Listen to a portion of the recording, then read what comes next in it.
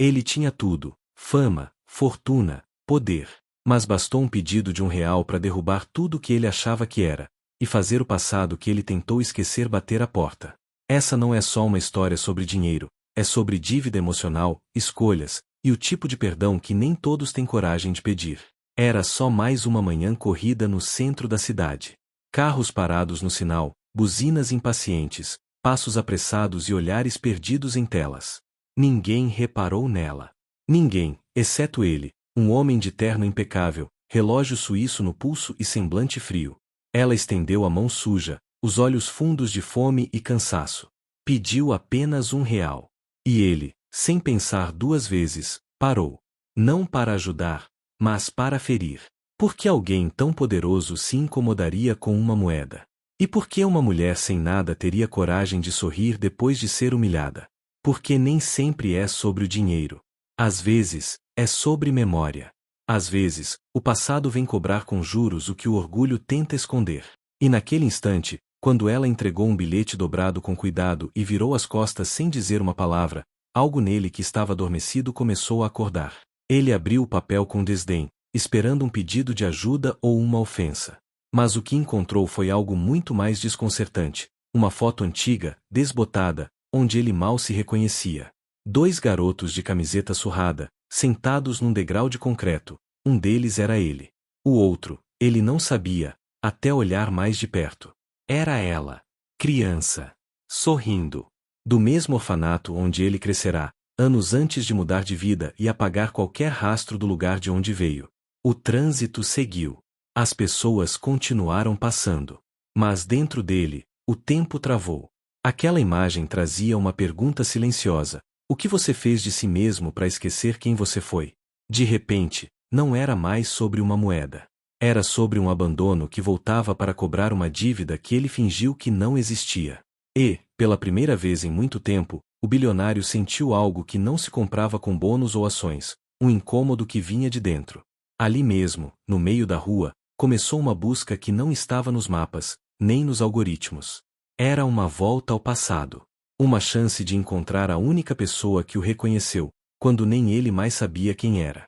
O bilhete amassado ainda estava entre seus dedos quando o sinal abriu. Carros buzinavam atrás dele, mas Marcelo não ouviu nada. Seus olhos estavam presos na fotografia, como se aquele pedaço de papel tivesse o poder de puxá-lo à força para outra vida. Ele reconhecia aquele menino de olhar tímido e joelhos ralados, não só por ser ele mesmo, mas porque o olhar ainda morava dentro dele, escondido atrás de anos de arrogância, grifes e cifras. Mas o que mais o desarmou foi a presença dela ao seu lado na foto. Não era só uma coincidência. Era impossível. Era como se o destino tivesse traçado um caminho que ele tentou evitar a vida inteira, apenas para jogá-lo de volta onde tudo começou. A mulher que ele acabará de humilhar era a mesma que, quando criança, dividia com ele a sopa aguada no refeitório do orfanato. A mesma que puxava a coberta para ele nas noites frias, mesmo tendo só uma. Ele havia apagado aquele rosto da memória. E agora, ela voltava como um fantasma que carregava não vingança, mas uma lembrança que feria mais do que qualquer grito. Marcelo estacionou o carro 2 ruas adiante, largou o volante e apoiou a testa sobre o volante. Precisava entender. Precisava saber por que ela aparecerá agora, justo naquele momento. Lembrou-se do nome dela. Lia. Era isso. Lia. A menina que costumava desenhar estrelas no muro do pátio com carvão queimado. A que sonhava em ser professora e cuidar de crianças, porque ninguém cuidou direito dela. O que teria acontecido com ela desde que ele foi adotado por uma família rica e nunca mais olhou para trás? O peso da culpa caiu como uma âncora no peito. Marcelo percebeu que, ao subir cada degrau da sua carreira brilhante, também pisou em tudo que o fez humano. Ele se reinventou, sim. Aprendeu a falar fino, andar ereto, vestir terno sob medida e andar com gente que sorri sem mostrar os dentes. Mas, naquele esforço de se moldar ao mundo que o aceitava pelo saldo bancário, ele também jogou fora as mãos que o levantaram quando criança. A imagem de Lia pedindo uma moeda, olhando para ele com olhos cansados mas cheios de uma verdade que ele não podia encarar, o perseguiu pelo resto do dia. Ele tentou se distrair com reuniões, contratos e decisões milionárias. Mas tudo soava distante. Quando um de seus sócios falou sobre uma fusão com uma empresa da Europa, Marcelo apenas acenou com a cabeça. Lia. O nome dela batia como martelo por dentro. À noite, ele voltou ao mesmo cruzamento. Ficou ali, dentro do carro, com os faróis apagados, observando cada rosto que passava. Procurava por ela. Pela mulher invisível que ele não conseguia mais ignorar. Mas ela não apareceu. Voltou no dia seguinte. E no outro. Sempre no mesmo horário. Nada. Era como se ela tivesse surgido só para deixar aquela mensagem e sumido no vento. Decidiu então ir ao orfanato onde cresceram. Demorou um tempo para encontrar. O nome tinha mudado, o portão estava diferente, mas o cheiro da madeira velha e o som da criançada correndo no pátio ainda eram os mesmos. Lá dentro, um senhor de cabelos grisalhos o reconheceu de imediato. Você é o Marcelo, o garoto que foi adotado pelo Silveira, né? Disse o homem com um sorriso surpreso. Sou eu, sim. O senhor conheceu a Lia? Perguntou ele, já com a voz falhando. A Lia nunca saiu daqui de verdade. Nunca foi adotada. Saiu só quando completou 18, tentou estudar, mas a vida puxou o tapete dela muitas vezes. Ainda aparece por aí, vendendo doces ou pedindo moedas. Nunca reclamou. Nunca culpou ninguém. Aquilo doeu mais que qualquer tapa. Marcelo se sentou num banco do pátio onde tantas vezes havia desenhado planos com ela, jurado que nunca esqueceria. E esqueceu. Ou tentou. Até agora. Saiu de lá decidido. Precisava encontrá-la. Não só para pedir perdão, mas para consertar o que ainda pudesse ser salvo. Usou seus contatos, ofereceu dinheiro para informações, rastreou câmeras, mas nada. A mulher que ele humilhou parecia ter sido engolida pela cidade. Mas mesmo sem saber onde ela estava, Marcelo sabia onde precisava ir primeiro, dentro de si. Pela primeira vez em muito tempo, começou a escrever. Sentou diante de um caderno e escreveu tudo: a infância, a fuga, a vergonha, a transformação e a traição silenciosa que cometeu consigo mesmo. Cada página era como arrancar um pedaço da máscara. Lia ainda estava desaparecida, mas agora, Marcelo começava a se encontrar. Marcelo começou a acordar mais cedo. Não para correr na esteira ou revisar relatórios antes das reuniões, mas para andar pelas ruas do centro com os olhos atentos e o coração apertado. Descia dos bairros nobres para os becos esquecidos, onde o terno passava a ser quase uma provocação. Ele deixava o carro em ruas paralelas, vestia uma jaqueta comum, sujava o sapato de poeira e carregava no bolso uma cópia daquela foto antiga. Mostrava para ambulantes, moradores de rua, funcionários de ONGs. Descrevia Lia com cuidado, com um tom que ele mesmo não reconhecia na própria voz. Não havia rastro. Só fragmentos. Uma senhora dizia já ter visto uma mulher parecida na fila do albergue da Sé. Um catador apontava para um canto da praça, onde alguém costumava sentar para rabiscar coisas num caderno. Uma voluntária dizia ter ouvido histórias sobre uma mulher muda que ajudava crianças a atravessar a rua, mesmo sem saber se era ela. Cada pista era um fio. E Marcelo puxava todos, como se pudesse costurar de volta o que rompeu anos atrás. As reuniões da empresa começaram a falhar na agenda. Os sócios notaram sua ausência. Um deles, mais próximo, o encontrou num bar popular tomando café em copo de plástico. Perguntou se estava bem. Marcelo olhou nos olhos dele por longos segundos e apenas respondeu: agora estou tentando ficar. Pela primeira vez. O apartamento de luxo começou a parecer grande demais. Os móveis que antes o impressionavam agora soavam artificiais. As roupas caras, sufocantes. O silêncio da casa, insuportável. Abriu armários, caixas antigas, encontrou cartas nunca lidas de outros colegas do orfanato, bilhetes que Lia talvez tenha escrito e ele ignorou. Tudo que o cercava cheirava a descaso embrulhado com um laço de status. Uma tarde, sentado na calçada ao lado de um camelô, Marcelo viu uma garotinha de uns 5 anos rindo com uma mulher que vendia doces artesanais. A mulher tinha o cabelo preso com um lenço florido e os olhos fundos de cansaço, mas vivos de alguma esperança. Não era Lia, mas o jeito, a leveza no gesto, a generosidade no olhar, aquilo desmontou. Chorou ali mesmo, sentado no chão, sem se importar com quem via. Sentia-se menor que qualquer criança, porque cresceu pisando nas pontes que o trouxeram até ali. Naquela mesma noite, Marcelo voltou ao antigo orfanato com uma proposta. Não levou advogado, nem números, nem marketing. Levou só a vontade de fazer alguma diferença. Propôs bancar reformas, criar bolsas de estudo para os jovens dali, contar sua história publicamente e sem filtro. Pediu, com olhos de quem finalmente aprendeu a pedir, que deixassem ele começar por dentro. Os funcionários se emocionaram, mas disseram o que ele já temia: Lia não tinha voltado ali. Nem notícias. Ele começou a escrever mais. Toda noite. Não para publicar, nem vender. Escrevia cartas para ela. Contava o que lembrava. O que esqueceu. O que nunca deveria ter deixado para trás. Enviava para abrigos, igrejas, grupos de apoio. Colocava anúncios com a foto da infância. Lia não respondia. Mas outras pessoas começaram a responder.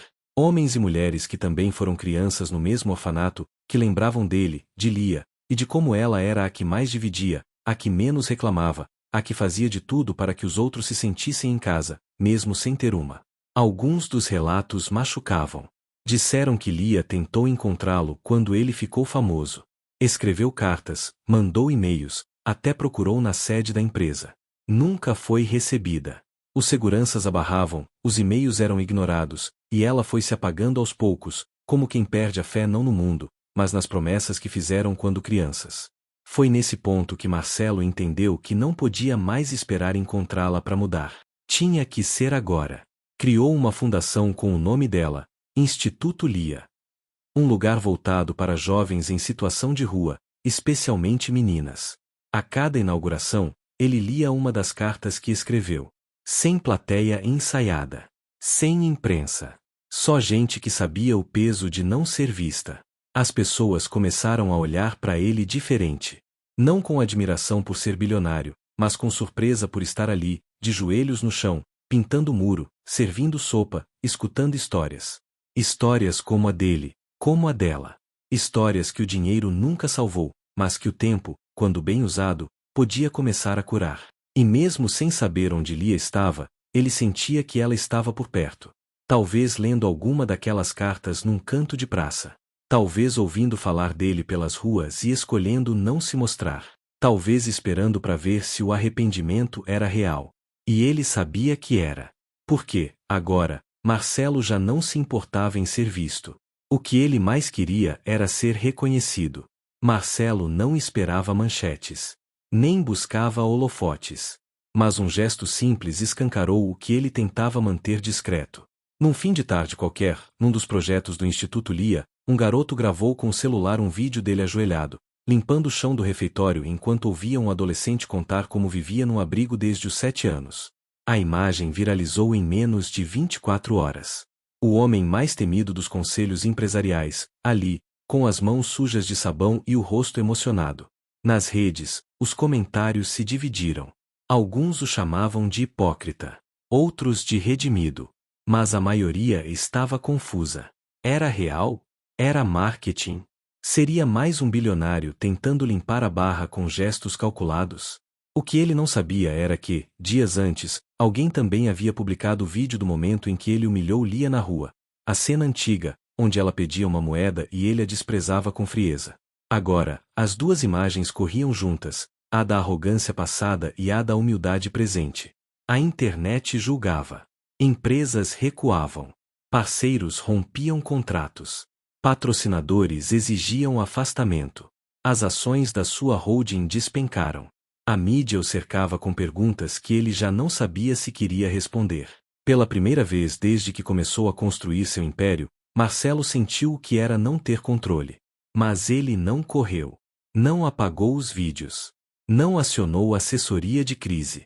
Continuou indo ao instituto, às ruas, aos lugares que Lia talvez ainda passasse. Agora, com a cabeça baixa, mas o coração em pé. E foi nessa fase, no meio do turbilhão, que algo inesperado aconteceu. Um jornalista independente conseguiu localizar um abrigo onde uma mulher com as mesmas características de Lia havia passado uns dias semanas antes. Não ficou muito tempo. Só o suficiente para deixar uma caixa de sapato cheia de papéis e um recado: se alguém perguntar por mim, diga que já não procuro mais respostas. A caixa foi entregue a Marcelo. Dentro dela, ele encontrou dezenas de folhas dobradas, algumas com desenhos de estrelas, outras com fragmentos de pensamentos escritos à mão. Havia trechos onde Lia falava de saudade, de ausência, mas também de gratidão. Em uma das folhas, havia apenas uma frase, sublinhada: mesmo invisível, ainda sou capaz de amar. Marcelo leu aquilo como se fosse uma carta dirigida a ele. E talvez fosse. Lia nunca pedirá explicações, nem justiça. Ela só existia. E isso, por si só, era mais do que ele havia dado a ela por décadas. A partir daquele dia, Marcelo passou a fazer algo que evitava desde o início da sua transformação: falar publicamente. Mas não sobre números. Nem sobre investimentos. Ele começou a visitar escolas públicas, eventos sociais, reuniões comunitárias. Contava sua história sem floreios. Falava do menino que queria fugir do orfanato, do adolescente que desejava ser alguém e do adulto que se tornou exatamente o tipo de gente que a criança um dia odiaria. Nos discursos, Marcelo não citava o nome dela. Nunca. Mas em todos, falava de uma mulher que o ensinou sem dizer uma palavra. Falava do valor de quem olha nos olhos, do preço de ignorar o passado, da diferença entre construir um império e se tornar alguém que merece ser lembrado. As pessoas começaram a ouvir. Algumas choravam. Outras se levantavam e contavam suas próprias histórias. Não havia aplausos ensaiados. Nem plateia paga. Só verdades. Cruas, reais, vividas. Com o tempo, Marcelo perdeu quase tudo do que havia conquistado no topo do mundo. Mas, estranhamente, não sentia que havia perdido nada de essencial. A fundação crescia com doações pequenas, o suficiente para continuar. E ele seguia, carregando nos bolsos algumas das cartas de Lia, como bússola para não se perder de novo. Certa manhã, enquanto andava pelas ruas onde começou sua busca, uma menina o parou.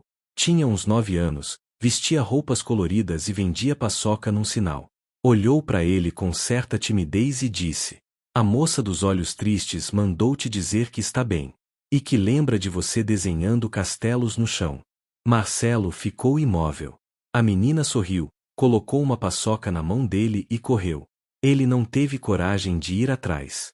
Ficou ali, parado, com o doce nas mãos e os olhos molhados. Porque entendeu. Lia sabia. Lia viu. Lia acompanhava, de longe, do jeito dela. E só o fato de ela ainda lembrar, já era mais do que ele merecia. Marcelo passou a andar pelas ruas com menos pressa. Já não procurava mais com desespero, mas com respeito.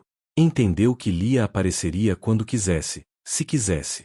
E se não viesse, tudo bem também. Já não se tratava de ter respostas, mas de merecer ser alguém que valia a pena reencontrar. Ainda assim, cada rosto familiar o fazia olhar 2 vezes. Cada mulher com olhar cansado, cada sorriso discreto, cada gesto de ternura silenciosa, tudo lembrava ela. Meses se passaram. O Instituto Lia resistia com pouco. Marcelo vendia partes do que ainda tinha para manter o projeto em pé. Não se importava. A única coisa que o incomodava agora era o arrependimento de ter demorado tanto. Queria ter sido esse homem há 20 anos. Queria que Lia tivesse sentido isso quando mais precisava. Em uma manhã chuvosa, ele foi chamado às pressas por uma voluntária do Instituto. Uma mulher havia sido acolhida em um dos projetos itinerantes. Estava fraca, com febre alta, e recusava atendimento. Só falava uma coisa: diga a ele que não precisa pagar o que já foi perdoado. Marcelo saiu correndo. Não levou o guarda-chuva. Nem pensou. Chegou encharcado, tropeçando nos próprios pés. Quando entrou no pequeno abrigo improvisado, seu coração disparou como há muito não fazia. E lá estava ela. Deitada numa maca improvisada, coberta com uma manta fina, os olhos fechados, mas o rosto ainda o mesmo. Cansado, mas não vencido. Ele se aproximou devagar, quase com medo. Sentou ao lado, pegou sua mão com as 2 dele. Lia abriu os olhos com esforço, olhou por alguns segundos e sorriu de leve. "Você demorou", sussurrou, com a voz quase sumida. "Eu me perdi", ele respondeu, tentando conter o choro. "Mas tô aqui agora. E só vou embora se você mandar." Ela sorriu de novo, com um misto de carinho e ironia que ele conhecia desde criança. Depois virou o rosto pro lado e fechou os olhos. A febre fazia o corpo tremer, mas a presença dele parecia trazer um certo alívio. Marcelo não disse mais nada. Ficou ali, segurando sua mão como quem tenta segurar o tempo. Nos dias seguintes, ela foi transferida para uma clínica melhor, bancada por um dos poucos contratos que ele ainda tinha. Dormia muito. Falava pouco. Mas ele estava sempre lá. Lia não cobrava nada. Não perguntava nada. Apenas olhava para ele como quem já sabia de tudo. E isso doía mais do que qualquer sermão. Certa tarde, ela acordou mais lúcida. Pediu papel e lápis. Escreveu algo e entregou a ele. Era só uma frase: o mundo ainda precisa de você inteiro, não quebrado. Marcelo leu em silêncio, sem entender de primeira. Mas depois, aos poucos, sentiu o que Lia queria dizer. A culpa o consumia. A dor o movia. Mas ela não queria vê-lo preso a isso. Ela queria que ele vivesse. Não apenas existisse para consertar o que foi, mas para construir o que ainda poderia ser. Aos poucos, ela foi melhorando.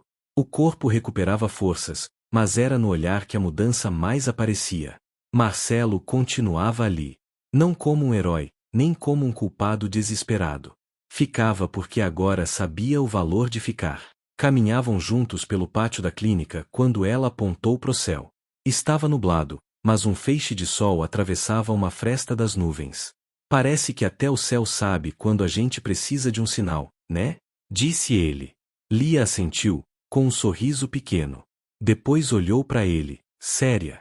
Você ainda se enxerga naquela criança da foto? Hoje eu acho que sim.